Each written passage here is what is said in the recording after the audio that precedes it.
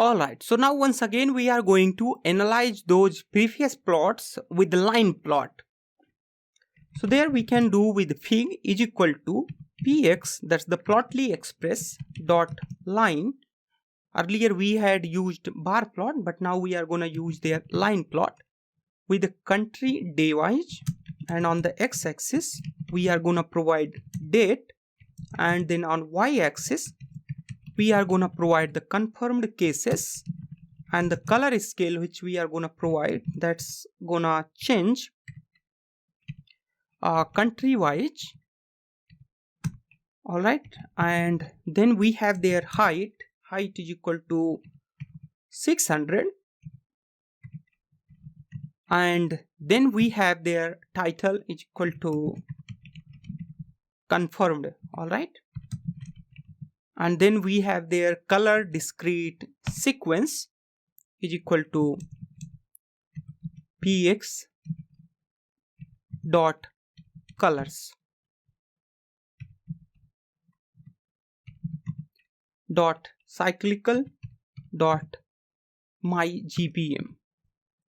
Alright, and then we have their fig dot show.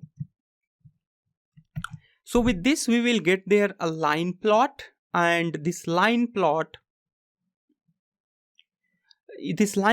will show you that what are the confirmed cases and how these confirmed cases are increased, okay, in the form of line plot, and what has been the contribution of other countries in this case.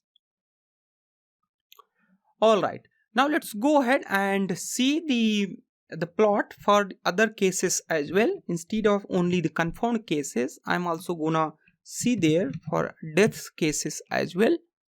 So there we have deaths, and after this I'm also gonna see this for recovered cases as well.